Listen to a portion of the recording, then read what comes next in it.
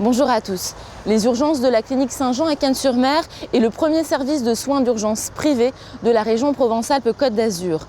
L'année dernière, plus de 35 000 patients ont été pris en charge. Immersion vous dévoile le travail de ces équipes au quotidien.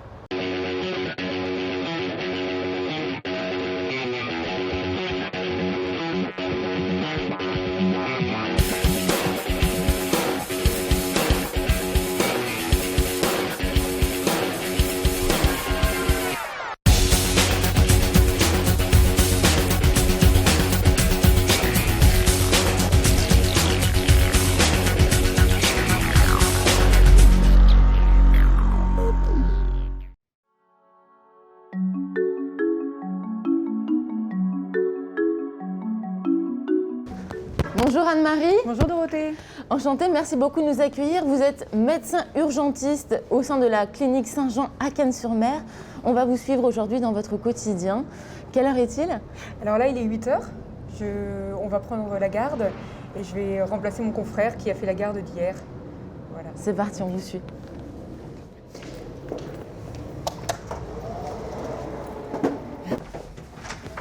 Hop, merci. Bonjour Linda. On continue. Et voilà notre petit bureau médical. Salut Arnaud, ça va? Le début de nuit a été assez agité. Ouais. En fait, Ah oui, on fait la garde pour les étages aussi, en plus des urgences. Donc ça a été un petit peu compliqué, surtout dans l'unité Covid. Il y a eu pas mal de malades qui ont décompensé. qu'est-ce qui s'est passé vers 20h? Il y a un malade qui a fait un arrêt cardiaque. Voilà. À cause du Covid cette nuit. En partie, enfin, en général, les gens ils n'ont pas que le Covid, hein, ils décompensent sur d'autres pathologies, mais à cause du Covid, ouais, c'est un patient qui a été transféré dans notre établissement, qui arrivait moins bien que ce qu'il devait être, et les choses se sont aggravées. Ça va, pas trop fatigué? Parce que là, ça Non, fait non. depuis 8 heures que vous êtes là. Non, ça va, ça va, ça va. C'est vrai? Ça va. Bon, on a l'habitude. Hein. On s'habitue à tout, en fait.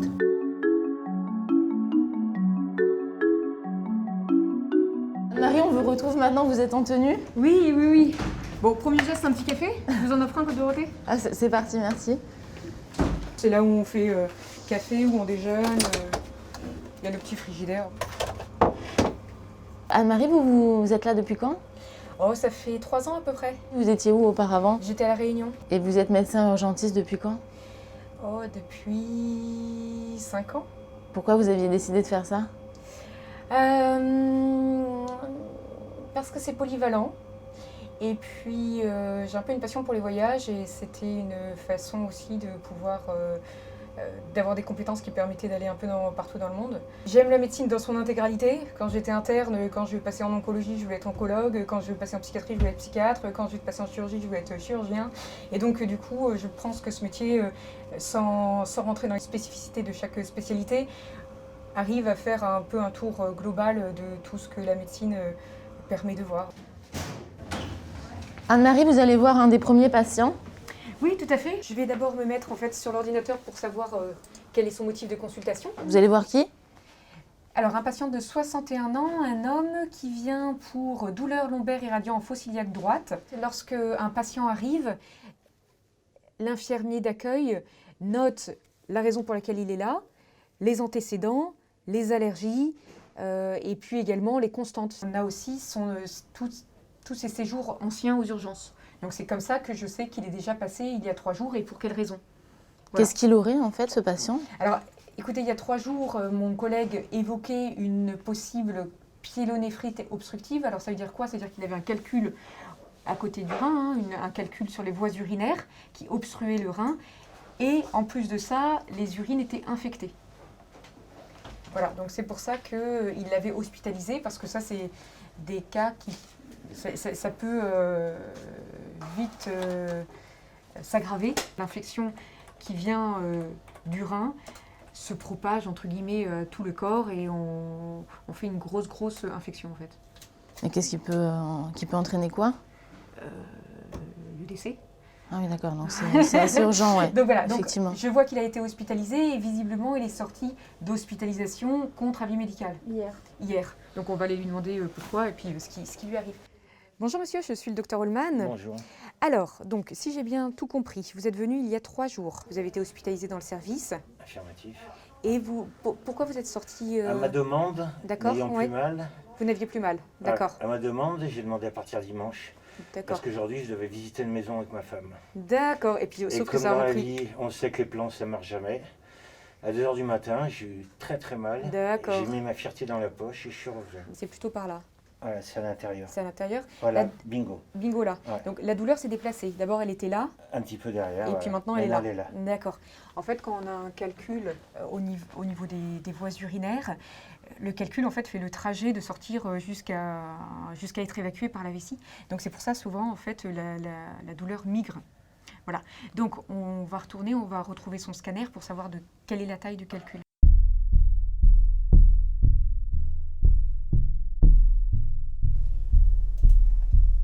Voilà, la lithiase mesure 4 mm. Ce qu'on va faire là, c'est lui refaire faire une échographie. On ira peut-être jusqu'à le rescanner pour voir où est le calcul et s'il y a nécessité d'une intervention chirurgicale. Anne-Marie, maintenant un nouveau patient. Oui, tout à fait. Alors c'est une patiente de 51 ans qui est venue cette nuit parce qu'elle était essoufflée. À la radio, en fait, mon collègue a vu qu'elle avait un épanchement pleural, c'est-à-dire de l'eau au niveau du poumon, hein, et au niveau du bilan également des signes qui peuvent indiquer éventuellement une embolie pulmonaire. Une embolie pulmonaire, c'est en fait un caillot de sang au niveau des artères pulmonaires. On a des scores pour savoir si finalement il ne va pas se passer grand-chose ou s'il peut potentiellement y avoir par répercussion une atteinte cardiaque. Bonjour madame. Bonjour, je suis Bonjour. Dr Holman. Donc le docteur Zila m'a expliqué un petit peu, hein, vous êtes venu hier parce que vous aviez des difficultés à respirer. Ça fait combien de temps? Ça a commencé un peu jeudi soir. Ouais.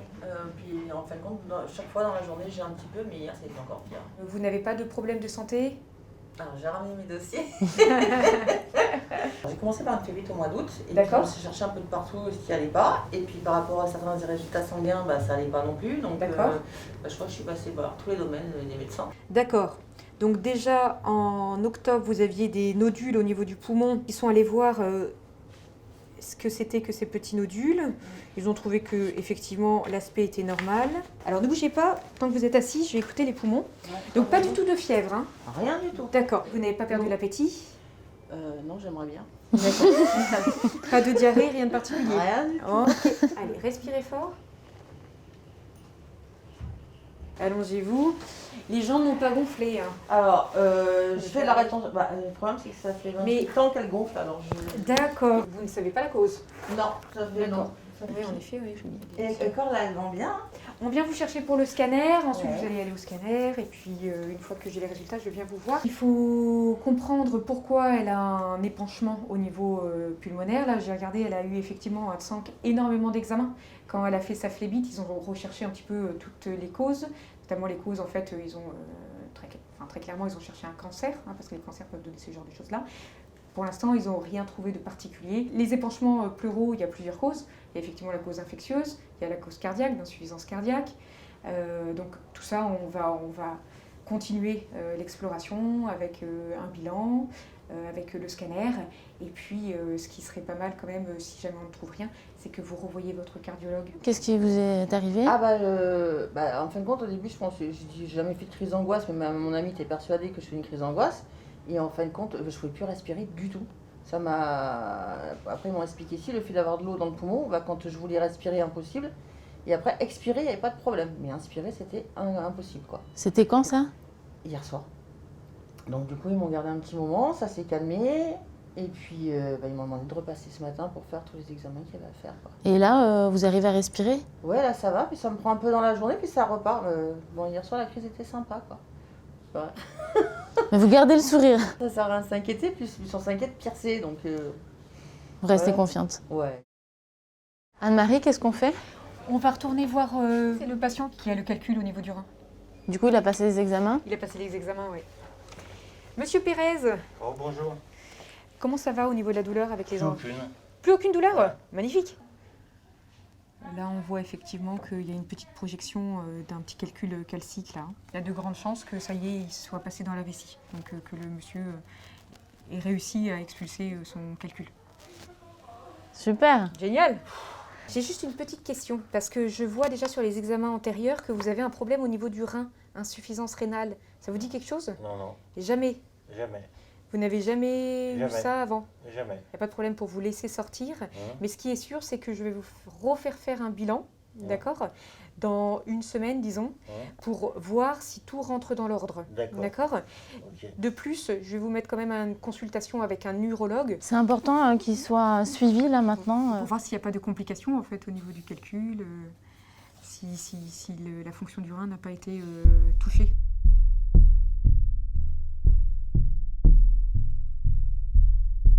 On a les résultats du scanner et puis de la prise de sang. J'ai une bonne nouvelle en fait. Cet épanchement là que vous avez dans le poumon, hein, cette eau que vous avez dans le poumon, c'est dû à une infection bactérienne, une pneumopathie. Ça va s'améliorer avec les antibiotiques, 7 jours d'antibiotiques, d'accord. Vous savez au niveau des nodules qu'on avait déjà découvert lors du dernier scanner, là on voit qu'ils y sont toujours. Il y a un nodule de 7,6 mm et puis 2 nodules de 3 mm. Ce qui est très important, c'est que vous récupériez le scanner qu'on a fait ici, que le pneumologue soit au courant. Là, du coup, donc elle a des nodules, mais qui sont situés où? Les nodules sont situés au niveau du poumon. D'accord. Hein, c'est pour ça qu'en fait, il y a besoin d'une surveillance. Ces petits nodules, il faut regarder s'ils grossissent pas. Si finalement, c'est pas, par exemple, quelque chose de cancéreux. Allez, au revoir madame. Merci, Au revoir. bonne journée. Du coup, ça vous inquiétait, vous, les nodules, à la base, ou pas? Réellement, ça reste un mot quand même qui fait peur. Ouais. Donc oui, d'ailleurs, l'arrêt de cigarette a été un peu par rapport à ça. Bon, vous ne reprendrez pas la cigarette. Non, non, là-dessus, c'est clair que... Ouais, non. Non, on va éviter. Ça coûte cher en plus. Bon courage, en tout cas. Merci beaucoup. Dorothée, maintenant, on va voir une patiente qui a été opérée au niveau du thymus. Et puis, en fait, elle a été adressée par son infirmière à domicile parce qu'elle devait lui enlever les points. Et en enlevant les points, elle avait l'impression que la plaie n'était pas très très belle et puis elle n'y arrivait pas très bien elle-même. Donc, elle nous l'a adressée là aux urgences. Bonjour madame. Bonjour. Alors, asseyez-vous, je vous en prie. Rappelez-moi donc quand est-ce que vous avez été opérée? Le 4 février. 4 février, d'accord. Alors je vais mettre des gants. C'est encore un petit peu ouvert, donc ça fait peur comme ça. Mais si on écarte bien, on voit bien que la plaie n'est pas profonde. Ça reste du tissu cutané et sous-cutané. À l'intérieur, il y a un petit peu de blanc, d'accord? C'est pas très grave, c'est pas du pus, c'est ce qu'on appelle de la fibrine. Mais en fait, il faut l'enlever pour que la plaie puisse bien se cicatriser. Et ça, en fait, vous, vu comment c'est placé, vous n'allez pas pouvoir le faire. Voilà. Mais il n'y a pas d'inquiétude de plus à avoir. Bon, Ok. Vous êtes rassurée? Oui, Ouais. franchement, j'en ai bavé, donc je suis contente. L'infirmière a été très douce, malgré ma... Ici, quand vous êtes arrivée aux urgences, Oui. ouais. Elle était très douce et très patiente, parce qu'il y avait quand même 3 incisions. C'est peut-être rien pour elle, mais elle a pris le temps qu'il fallait et ça m'a rassurée. Et j'ai pas eu mal du tout, donc merci, merci. C'était quoi comme Partagé. opération? Alors j'avais une tumeur au niveau du thymus, donc ils ont dû faire 3 incisions pour l'extraire. Vous pensez Parfait. que là, ça va se résoudre rapidement, son problème? Rapidement, une plaie, ça se résout. Enfin alors, c'est peut-être quand même 3 semaines, 1 mois de soins. Hein. Ah oui, Ouais. d'accord. Mais ça rentrera dans l'ordre, ça c'est sûr. Ok. J'espère. Voilà. Vous vous sentez utile parce que vraiment cette personne est rassurée, quoi. Ça... Oui, tout à fait. Surtout après une histoire comme la sienne, avec un cancer, des opérations, évidemment, c'est toujours compliqué. C'est une patiente qui a dû faire beaucoup d'examens, beaucoup d'hospitalisations, beaucoup de temps dans un hôpital ou dans une clinique. Et donc, c'est important d'être aux petits soins. Ça vous fait quoi justement d'aider comme ça les gens ça... Oh bah c'est en partie pour ça que j'ai fait ce métier, c'est parce que j'aime bien évidemment. C'était une vocation pour vous? C'est venu à 15 ans, lorsque moi-même j'étais hospitalisée. Et en fait, j'ai eu besoin de soins, j'ai été hospitalisée. Pourquoi? C'était pourquoi? C'était un problème de santé orthopédique. Et en fait, j'ai trouvé que c'est un beau métier et puis que c'était intéressant. Non seulement c'est intéressant intellectuellement, mais en plus c'est intéressant relationnellement. C'est faire un peu partie de la vie des gens. Et puis donc, oui, vraiment, j'ai jamais regretté d'avoir fait ce métier-là.